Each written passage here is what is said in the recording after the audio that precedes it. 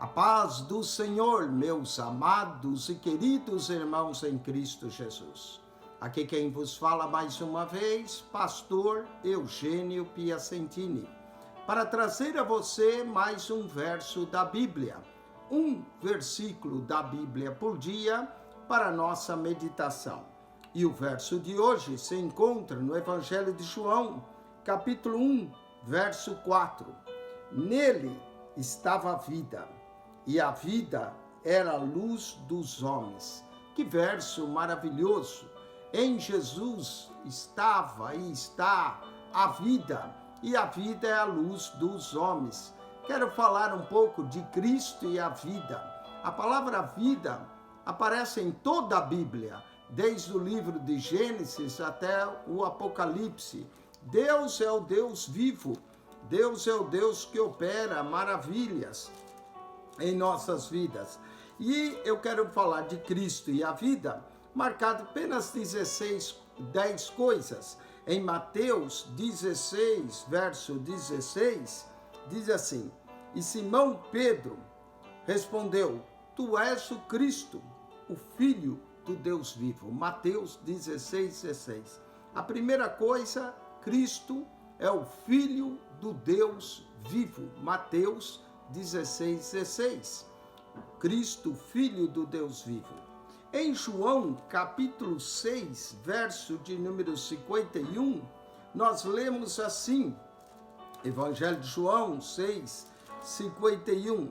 Eu sou o pão vivo que desceu do céu. Se alguém comer desse pão, viverá para sempre. O pão que eu der é a minha carne, que eu darei pela vida do mundo. Cristo deu a sua carne pela vida do mundo. Então, Cristo é o Filho do Deus vivo, Cristo é o pão vivo. Hebreus, capítulo 10, verso 20, nos fala de um novo e vivo caminho. Olha só, pelo novo e vivo caminho. Esse caminho é Jesus. Jesus disse: Eu sou o caminho, a verdade e a vida. Pelo novo e vivo caminho que ele nos consagrou, pelo véu, isto é, pela sua carne, o caminho vivo. Pedro, escrevendo sua carta em 1 Pedro 2,4, o apóstolo diz: E chegando para ele a pedra viva, reprovada na verdade pelos homens, mas para com Deus, eleita e preciosa. Cristo, a pedra viva, o Filho do Deus vivo, o pão vivo, o caminho vivo, a pedra viva.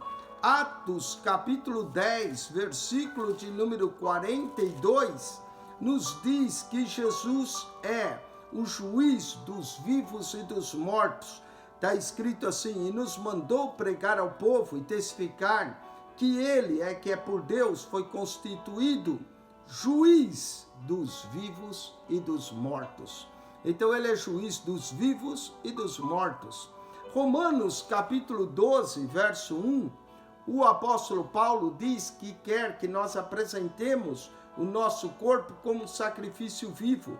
Ele diz: Rogo, pois, irmãos, pela compaixão de Deus, que apresenteis os vossos corpos em sacrifício vivo, santo e agradável a Deus, que é o vosso culto racional. Para um Deus vivo, só vale um sacrifício vivo. Ele também é Senhor dos vivos e dos mortos. Romanos 14, verso 9. Foi para isso que morreu Cristo e tornou a viver, para ser Senhor tanto dos mortos como dos vivos. O Senhor dos mortos e dos vivos. Cristo morreu para ser Senhor dos vivos e dos mortos. Que coisa maravilhosa! João, capítulo 6, verso 63, ele tem as palavras viva, as palavras da vida eterna. João 6, 68 diz: Respondeu, pois, Simão: Senhor, para quem iremos nós? Tu tens as palavras da vida eterna, a palavra viva.